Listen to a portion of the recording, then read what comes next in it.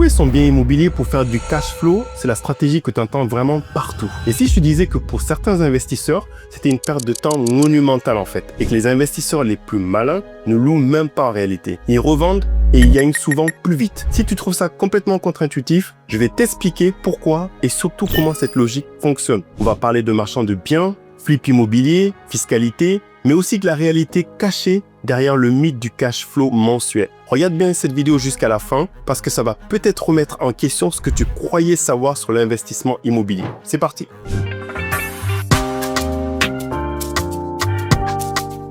Bonjour et bienvenue sur cette chaîne, je suis Boubacar Diallo. Ici, on parle d'investissement, business et technologie. Je suis moi-même entrepreneur et investisseur depuis 2010. Mon objectif est de t'aider à améliorer ton éducation financière et à devenir un investisseur. Premier investissement que je te demande de faire si ce n'est pas déjà fait, c'est de t'abonner sur cette chaîne, activer la cloche pour ne pas rater les prochaines vidéos. Et actuellement, on organise le salon des investisseurs, donc inscris-toi rapidement sur summit.jama.co. Alors la première chose qu'on va voir, c'est pourquoi tout le monde croit que louer, c'est égal à la liberté financière. Alors on t'a peut-être vendu du rêve avec le process magique, c'est-à-dire 1, tu achètes un appartement, 2, tu le mets en location, 3, chaque mois ton locataire rembourse ton crédit, 4, dans 20 ans, bim, tu es riche et libre. Alors je pense que je vais me faire des ennemis, mais le problème, c'est que dans la vraie vie, c'est souvent un parcours semé de plein d'emmerdes. C'est-à-dire que les locataires, ils vont payer en retard, parfois ils veulent même pas payer, des charges qui grimpent, des impôts qui bouffent ton cash flow et une rentabilité réelle souvent bien plus faible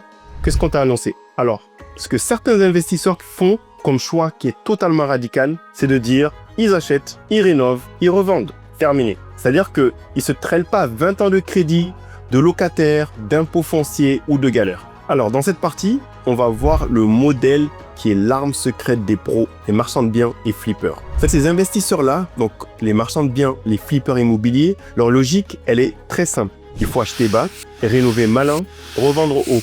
Ok? Exemple concret, tu achètes un appartement complètement fatigué à 150 000 euros, d'accord? Tu vas mettre 30 000 euros de travaux, il faut bien connaître les artisans. Tu le revends 250 000 euros, bénéfice brut 70 000 euros en quelques mois. Ça fait vraiment rêver. Donc là, tu as moins d'impôts, moins de frais, mais si tu fais 40 à 50 000 euros net par opération, tu auras fait en 4 mois ce que certains investisseurs locatifs mettent 10 ans à encaisser en cash flow. Ok? Donc la moralité, c'est que vendre vite, c'est parfois beaucoup plus efficace que d'attendre patiemment que les loyers couvrent tout.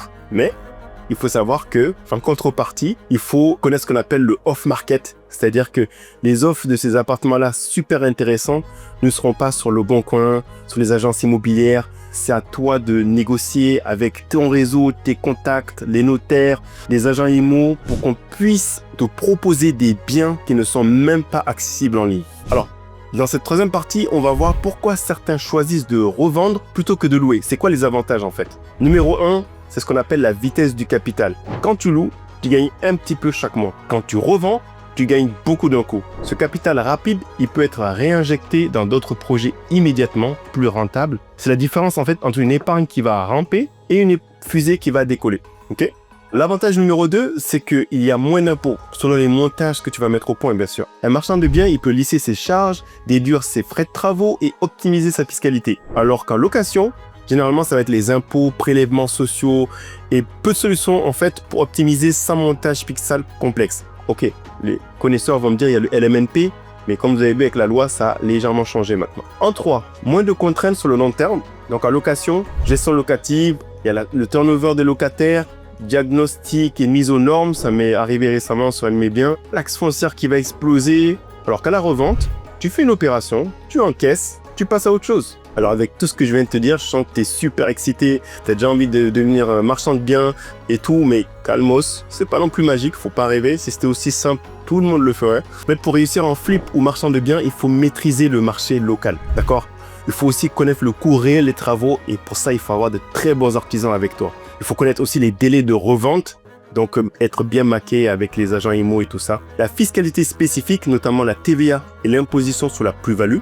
Et surtout, ça va demander une vision pro de l'immobilier. En fait, là, tu ne vas pas acheter avec le cœur, mais avec la calculatrice. Il faut surtout être armé en fait d'un bon process, d'un bon réseau, comme je le disais tout à l'heure, d'avoir les offres off-market, de savoir en fait avec qui tu peux travailler au niveau des agents IMO et surtout, très important pour économiser sur les travaux, d'avoir la possibilité d'avoir des artisans qui sont carrés, qui sont très compétents, et ça, c'est vraiment une des choses les plus dures à avoir. Alors avant de conclure, on va se faire un bon petit résumé des notions clés qu'on a vues aujourd'hui. Donc déjà, louer, c'est égal à cash flow long et parfois incertain, alors que revendre vite, c'est égal à capital immédiat, réutilisable, mais ça va demander des compétences de négociation et la capacité de faire des travaux.